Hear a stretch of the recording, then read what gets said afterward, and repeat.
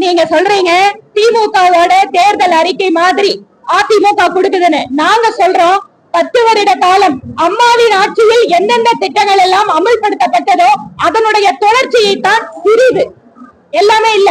Scooter திட்டத்தை நிறுத்திட்டாங்க, தாலிக்கு தங்க நிறுத்திட்டாங்க, லேப்டாப் நிறுத்திட்டாங்க.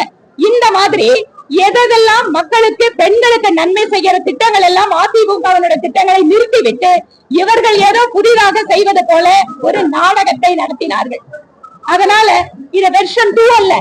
இங்கு அண்ணா திராவிட முன்னேற்ற கழகத்தினுடைய தேர்தல் அறிக்கையில் என்ன வாக்குறுதி கொடுக்கப்பட்டிருக்கிறதோ அதை நிறைவேற்றுவதற்கு மத்தியிலே இருக்கின்ற பிரதமர் மோடி அரசு முழுமையாக துணை நிற்கும்.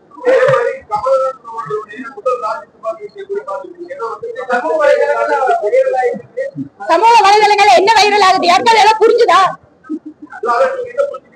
எனக்கு ஒண்ணு புரியலைங்க, எனக்கு ஒண்ணு புரியல. உங்களுக்கு ஏதாவது திரு கமல்ஹாசன் அவர்களோட பேச்சு புரிஞ்சுதான்னு சொல்லுங்க. ஏற்கனவே கோவை மக்களுக்கு அவர் பேச்சு புரியாதாலதான் அவரை அனுப்புனாங்க. ஆனா அவர் எதற்காக நிறுத்தப்பட்டாரோ அந்த முதலாளிங்க அவரை டெல்லி அனுப்பிச்சிருக்காங்க. இப்ப அந்த முதலாளிங்களுக்காவது அந்த டெல்லியில அவர் நியாயம் பண்ணக்கூடாதா?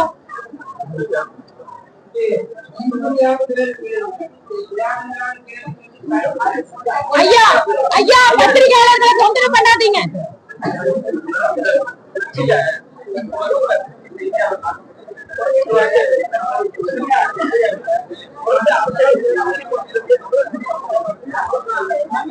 அந்த சகோதரர்களே, மீடியா சகோதரர்களுக்கு ஒன்றை சொல்லிக் கொள்ள விரும்புகிறேன்.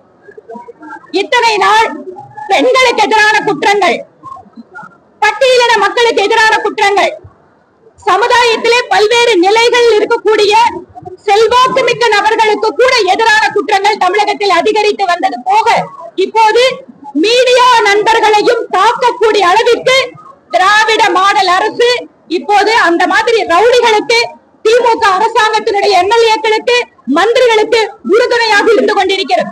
திருச்சியில ஒரு மீடியா நண்பர் தாக்கப்பட்டிருக்கிறார். இதுவரை எந்த நடவடிக்கையும் எடுக்கப்படவில்லை.